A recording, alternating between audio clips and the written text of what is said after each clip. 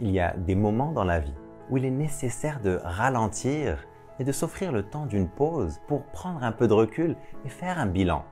Est-ce que je suis bien sur le chemin que je veux pour ma vie? Est-ce que je me rapproche de la personne que je veux devenir? On est nombreux à être tellement absorbés par notre routine du quotidien qu'on ne prend jamais le temps de nous écouter et de faire cette réflexion. On est pris dans une inertie, dans une mécanique, dans un engrenage de factures à payer. Pour beaucoup, on vit le script qu'a écrit quelqu'un d'autre pour nous et on ne considère même pas que d'autres chemins soient possibles.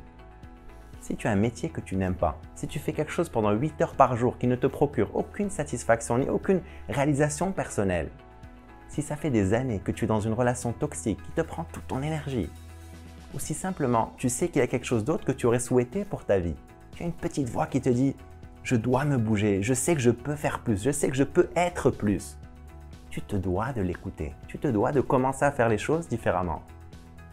Malheureusement, pour beaucoup, ce n'est que quand on est frappé par une tragédie ou qu'on traverse une crise qu'on remet en question nos choix de vie. Ce n'est que quand on perd un être cher ou qu'on vit une maladie grave ou un accident qu'on ouvre les yeux et qu'on se souvient qu'on n'est que de passage. En général, ce n'est que dans ces moments qu'on fait un point sur notre existence. Et comme on le fait depuis la douleur, on tombe dans les extrêmes, soit du « je claque tout et je reprends à zéro », soit de « il est trop tard » et on se victimise. Aucune des deux approches ne va te remettre sur ton véritable chemin.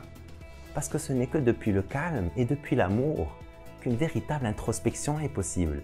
Ce n'est que depuis le calme et l'amour que tu vas te reconnecter à ta vérité. Ce n'est que depuis le calme et l'amour que tu vas retrouver tes réponses et savoir ce que tu veux pour ta vie.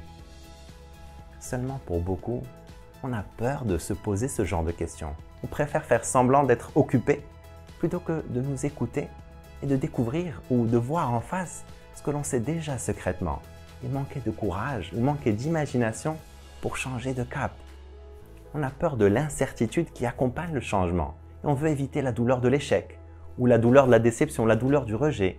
On ne se rend pas compte qu'on fonce droit devant la douleur du regret parce que le temps passe très vite. Je n'ai pas vu passer les 10 dernières années de ma vie. Tu ne veux vraiment pas te voir dans la situation de devoir quitter ce monde avec le sentiment d'être passé à côté de ta vie. Prends le temps de faire un bilan et le courage de t'écouter et le courage d'assumer tes envies, tes dons, tes talents. Et tu n'as pas besoin d'une révolution. Il suffit de commencer par croire que d'autres chemins sont possibles et faire un tout petit pas à la fois dans la direction que tu souhaites pour ta vie.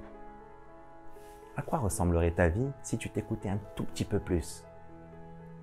Je t'encourage à vivre une vie extraordinaire. Vive al-hayat!